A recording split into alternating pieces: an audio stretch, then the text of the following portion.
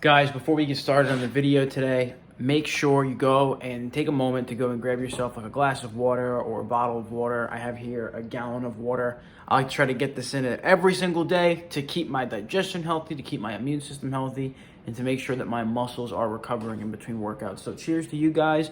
Let's drink up and then we'll get on to the video.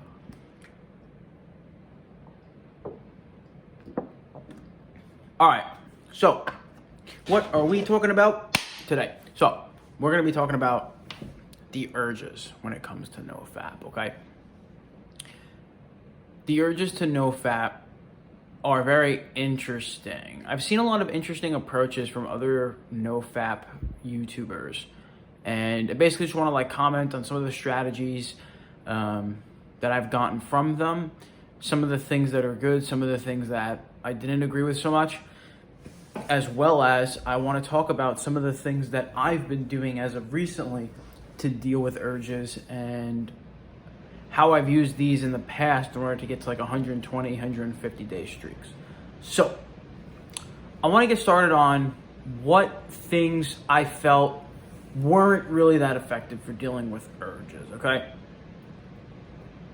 I think that a lot of the things that come with the urges is a big thing about timing. What I mean by that is you're probably not going to get that crazy of urges when you're at the gym or when you're at school or when you're at work or when you're out in the public park taking a walk.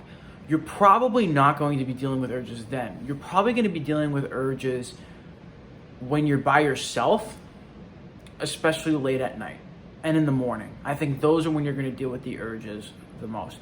So I think by just recognizing that and just saying, okay, this is where the urge is going to be the strongest. Like, let's make an acceptance that whenever we get urges, we have to understand that they're not going to last forever. So what I think, what really trips people up is they get these urges, and of course it's like the devil and angel on your shoulder.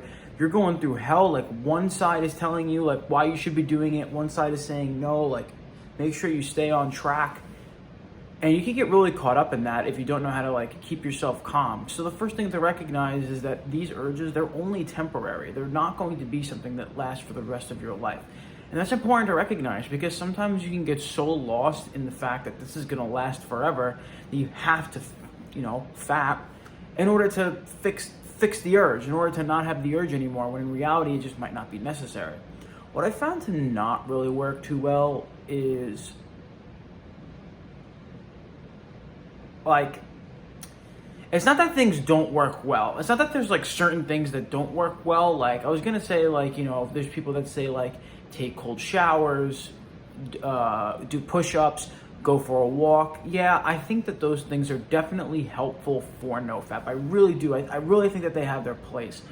But the problem that I see is that the urges are coming from this internal thought process that is happening in your brain that is having a hard time like coming to terms with itself and coming to an acceptance of these feelings and these desires and these urges. Like there's something to that internal.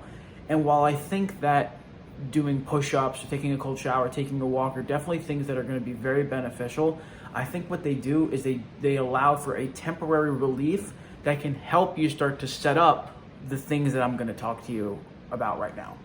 So what I want to talk about is like the actual mental side of it. So you have the physical side of it. You maybe have that pent up energy. Maybe you need to go and like do a work project to go distract yourself. Maybe you need to go work out, get out of the house. Like I said, take a cold shower. Maybe these are things that you can do to distract yourself. But I think that there's a lot of value in coming to terms with these feelings and these desires that are actually going on. So what I was going to say is I believe that the most important things for dealing with urges and Nofap is going to be meditation and journaling. The reason why I say that is because when you get really good at meditation, what it allows you to do is it allows you to look at the thoughts that are passing through your mind, and it allows you to kind of just notice it and say, okay, like I can let this go. Like the whole power of meditation is that it helps you let things go, these burdens that are on us, this weight on our shoulders that we're taking around with us, that it's going to make the urges a lot worse and it's going to make them more frequent. But if we know how to just sit with those urges and we know how to let go of our desires, well, then the urges don't really have that much strength over us. And of course, there's going to be slip-ups, there's going to be relapse, there's going to be mistakes. But if you don't quit and you keep with it and you keep trying to get past the last boundary or the last uncomfortable zone, then you will see improvement in your life. Even if you're not perfect, you will still see improvement. While I wasn't perfect on Nofap over the past 4 years, there's no doubt that I'm way better mentally and physically than I was 4 years ago. So there's a lot of progress that was made. There was a lot of improvement that was made. And, I'm getting back up towards like the 45-day mark now, and I'm really excited about that. And I feel like I'm handling things very well. And I'm excited to just keep on keeping on. I think that I'm really putting a big emphasis this time around on the meditation and on the journaling. And that's why I'm sharing that with you guys. Because whatever I find to be successful, I want to share it to see if it helps other people. So how can we start actually implementing this though? Of course, like a big theme with my videos is making sure that there's actual actionable steps that you guys can get. You watch this video, you start implementing something from the video.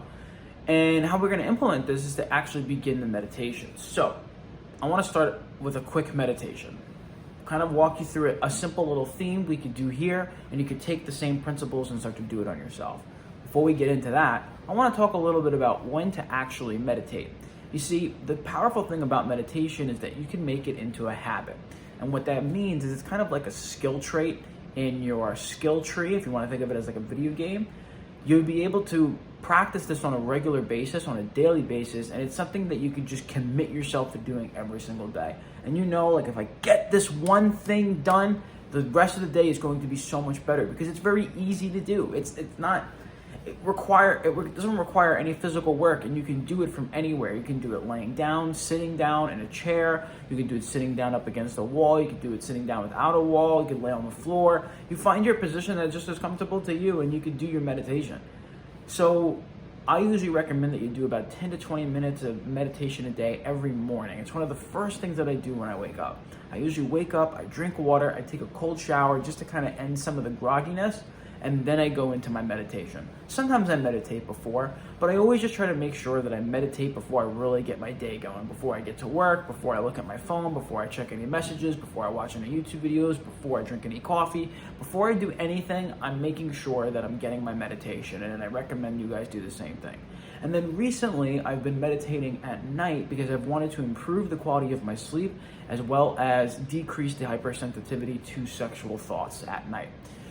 That way I can have more in control of my dreams, which if you watch that video a few videos back about that, which I believe was my most popular video, which is awesome to see. In that video, I kind of discussed about how like wet dreams are like your hypersexuality thoughts. And ever since I've been meditating, I've been having way better sleep, and I haven't been, thinking or dreaming about those things anymore. Actually, I ended up getting into a dream of that last night where I knew I was going to have the experience of a wet dream. But in the dream, I actually stopped myself. So that means that my subconscious is starting to improve, which is the most important thing. And you see that? The subconscious is what's the most important, because I know of a lot of people that will rationalize watching porn or fapping because they say, oh, I understand consciously what the disadvantages are. But just because you noticed it, that's just your conscious level. Your subconscious level is going to have that insecurity. It's going to have those blame, the shame, the negative thoughts that come with, of course, fapping and watching porn. So let's get into meditation. How can we do it? Well, let's do it really quick for a minute together now. I'll kind of walk you through the breathing pattern. So the breathing pattern is really simple. You're going to breathe in through your nose for 4 seconds. You're going to hold for 7 seconds. And you're going to exhale for 8 seconds. And you're going to do that for 5 rounds. I'm only going to do it for 1 to show an example. Okay? The second thing we're going to get into is settling. On the 5th round and that final exhale, you're going to close your eyes and start to feel your weight down below, and you're going to start to pay attention to the sounds around you and to what you're listening to. We're going to start to settle. You do that for a bit. Do that for a few minutes if you're doing like a regular meditation, but we're going to do it really quickly and as an example in just a moment. After that, we're gonna go through a body scan. The body scan is, imagine yourself in like a big tube, and it's like an X-ray, and it's gonna scan you down from the top of the head all the way down, all the little things, your eyebrows, your eyes, your nose, your mouth. It's gonna just steady flow, not getting stuck anywhere, down into the arms, down into the hands, into the fingers, down the shoulders, down the chest, down the upper back, down into the pelvis, into the hips, down the thighs, down the knees, down the shins, all the way into the feet and toes. So you're gonna body scan all the way down through, and then we're gonna shift our attention to our regular breathing pattern through our nose. So it would look like, the whole idea is that you wanna just follow your regular breathing pattern. You don't breathe in any particular way. After that, then we can open up our eyes and the meditation will end. Let's do a short version of that really quick. I'm gonna do one round, quick settle, quick body scan, quick little breathing, okay? Just so you guys can get the gist. So we're gonna do one round, breathe in through our nose for 4 seconds, hold for 7, and exhale for 8.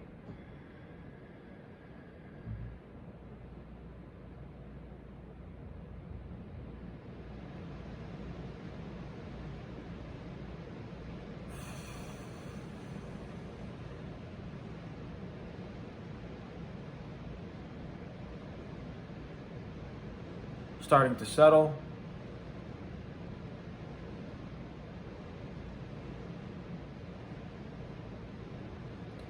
Now we can start our body scan, going from the top of the head down towards the feet.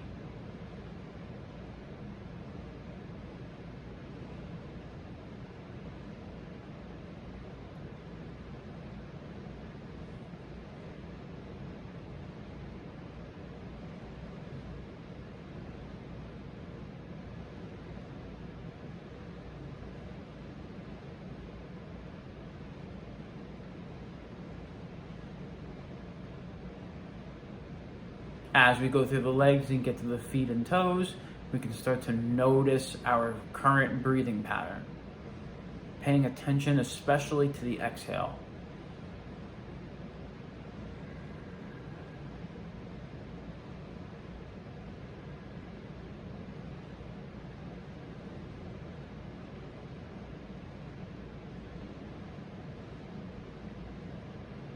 And now you can just gently open your eyes. And just pay attention to the difference of how you felt before and how you felt after. So I'm not saying that every single time is going to be easy or it's going to make some magical benefit that's going to cure you of all your problems. But what it's going to allow you to do, it's going to allow you to slow your heart rate down and calm down. A lot of the urges comes from when you are thinking your, adult thoughts, and your heart rate starts to increase, and you start to feel like you're actually there, right? You start to feel like you're actually there in that situation where you're like banging all these girls watching videos, but it's just not true. You're also not really engaging in any intercourse currently, so don't worry about that right now. Your body's getting excited. We have to try to calm it down. When the body starts to calm down, the urges calm down. If you can't get in control of your body and you can't get your heart rate to slow down, you'll always be dealing with urges, and eventually you're gonna bust. But if you have control over your body and you're able to calm yourself down, it's gonna help with the urges. And once you cure the urges, once the urges start to not really be in your life, you're gonna find that as you start to just settle into your own life and you start to develop your own pattern, girls are gonna start to notice you more. You're gonna increase your own value, you're gonna increase your own confidence, and you're gonna be a lot more calm with girls, which is the biggest problem. You can't rush women, you can't rush girls, you can't pressure girls, you can't say weird things to them that involve any sort of like sexual act. You can't talk about those things. It's just not good for any relationship. It's not good for you. We have to be able to calm those urges down, and I really think that's gonna be part of the meditation. As far as the journaling goes, what I like to do after a meditation is I just grab like a notebook or a piece of paper. Like I can show you one right here that I use. We'll grab an empty piece of paper. I'll grab a pen and I do like a little brain dump. I'll just start writing. I just start writing whatever comes to mind, and I maybe think of like a couple things that I really want to get done and that I want to start working on towards like my purpose, right? And that's what it's all about. You find that purpose, all of a sudden you start building the habit of working towards that purpose, and the urges are just gone because it's not in your life anymore. And that's the whole idea, is that we need to try to change your behavioral pattern. And while it is difficult, I hope to try to give as many tools as possible to help you guys out along the journey, and to also keep sharing the documentation with myself, because I feel it actually helps me as well. So anyway, guys, let me know down below what you guys thought about that meditation, how you're going to implement journaling into your routine, and let's keep moving forward, all right? So I'll catch you guys in the next video.